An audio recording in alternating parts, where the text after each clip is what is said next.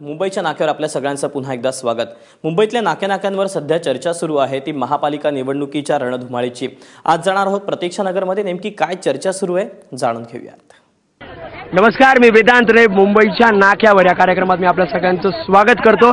आता मी सध्या आहे प्रतीक्षानगरमध्ये। निवडणुकीमुळे वातावरण चांगलंच तापलेलं आहे आणि या तापलेल्या वातावरणात आपण तरुणाईशी चर्चा करणार आहोत अनेक प्रश्नांवर। तुला काय वाटतं, नोटाबंदीचा जो निर्णय होता, नोटाबंदीचा निर्णय काही योग्य पण होता किंवा अयोग्य पण होता, कारण हॉस्पिटलाइज जेव्हा होतात माणसं त्यावेळेला नोटाबंदी हे खूप विचार करण्यासारखं होतं, कारण पटकन डिपॉझिट भरता येत नव्हतं लोकांना आणि काही लोक मेली त्या याच्यामध्ये। शहाजहांनी जेव्हा ताजमहल बांधताना पूर्ण खजिना रिकामा केला होता तेव्हा राज्यनिर्मित दुष्काळ आला होता आणि आता कुठला दुष्काळ आहे? हा शासनाने निर्माण केलेला आर्थिक दुष्काळ आहे। याला जबाबदार कोण आहे?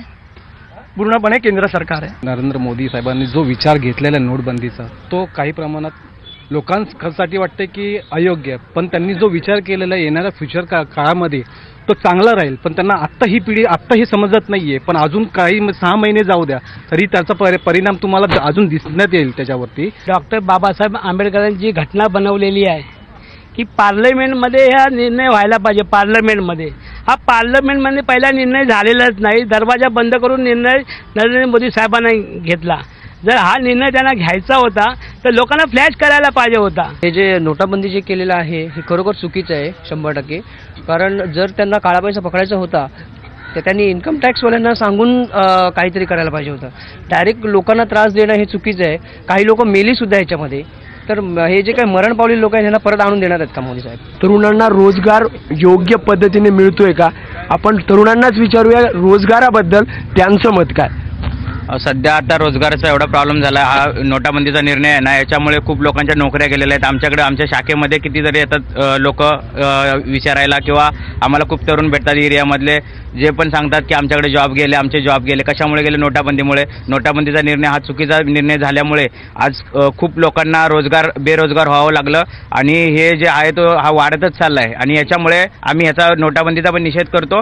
रोजगार ही भारतातली सर्वात मोठी समस्या आहे आणि ज्यावेळेस बीजेपी सरकार ह्या आपल्या भारतामध्ये सरकार स्थापन करण्यापूर्वी जी आश्वासनं दिली होती आणि आश्वासनं देऊन पंतप्रधान होणार म्हणून त्यांनी सांगितले होते, पण तसं एकही आश्वासन त्यांनी या 2 वर्षाच्या काळात पूर्ण केलं नाही।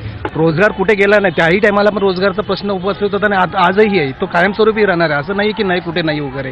तुम्ही त्या रोजगारासाठी नोटाबंदीवरती लादणं म्हणजे चुकीचं आहे, साफ चुकीचं आहे। याच्यामध्ये तुम्ही कुठेही बघितलं तर तुम्हाला चांगलं दिलेलं आहे। यानंतरचा जो महत्त्वाचा मुद्दा आहे तो आहे महिला सुरक्षेचा।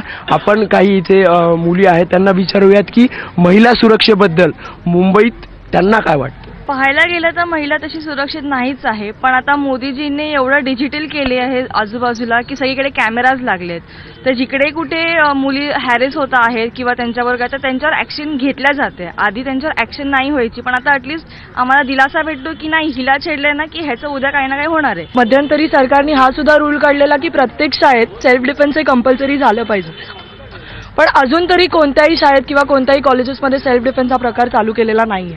पण मोदीजींनी ह्याच्यावर सुद्धा विचार केला पाहिजे।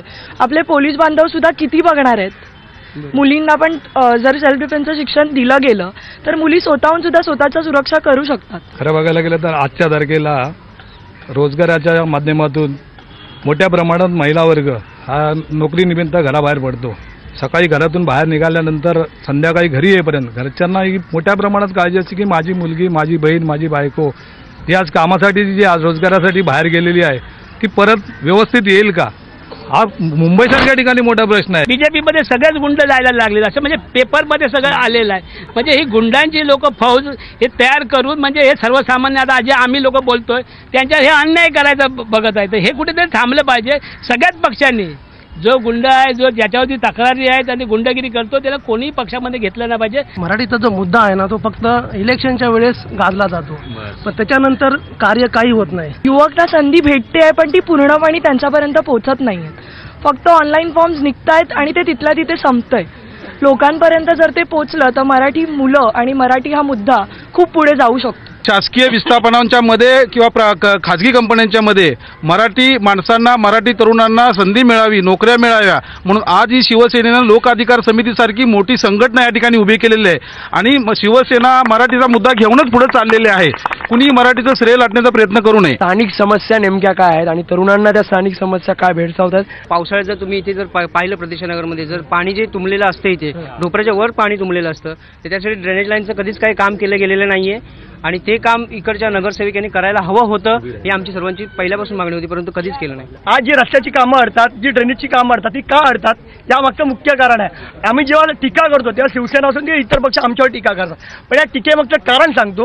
हा जो BMCचा कायदा 1888 प्रमाणे चालतो. आता आपण कुठल्या याच्यात आहे? 2017. 1888चा कायदा जर 2017 मध्ये चालत असेल ती कोणत्या आहे? हा कायदा कालबाह्य ठरलेला. माझा शिवसेना BJP गेली 22 वर्ष 1995 पासून सरकारमध्ये, तर माझं त्यांना एकच म्हणणं आहे की तुम्ही हा कायद्यासाठी काहीतरी तुम्ही बदल करा. तरुणांनी आणि आजच्या सगळ्या समाजपिढीने एक प्रगल्भ म्हणजे असं समजदारीने मतदान करावं, कारण यांच्या कोणत्याही आश्वासना आणि भूलथापांना बळी पडू नये. कुठल्या युवाने एखाद्या पक्षाकडे बघून मतं द्यावे, कारण आजकाल असं झालंय की सगळेच जण आपापला स्वार्थ बघत चाललेत की मला इथे पैसे भेटताय मी तर ह्यालाच वोट देणार आहे. अरे पण युवाकडे कोण बघतंय का? इकडे आम्ही स्टॉपवर 2-2 तास 12चा पेपर आहे, आम्ही 10:30 निघतो घरातून. म्हणजे काय चाललंय? आणि इथे बस स्टॉपवर उभं राहिलं की पाणी असं चिखल उडतो आमच्या अंगावर खड्ड्यांचं. मग हे जे म्हणतायत की आम्ही इकडे कामं केलं, अरे काय कामं केले तुम्ही? तर अशा प्रकारे आपण तरुणांना अनेक प्रश्न विचारले, त्यांचे काही प्रश्न असतील ते पण आपण इथे या कार्यक्रमाच्या माध्यमातून मांडले. त्यावर इच्छुक उमेदवारांचं मत काय आहे ते पण सुद्धा जाणून घेतलं. असाच कार्यक्रम मुंबईच्या नाक्यावर हा सुरू राहील. आपण त्यातनं तरुणांना या निवडणुकीबद्दल काय वाटतंय हे जाणून घेणार आहोत. वेदांत नेब, ABP माझा, मुंबई.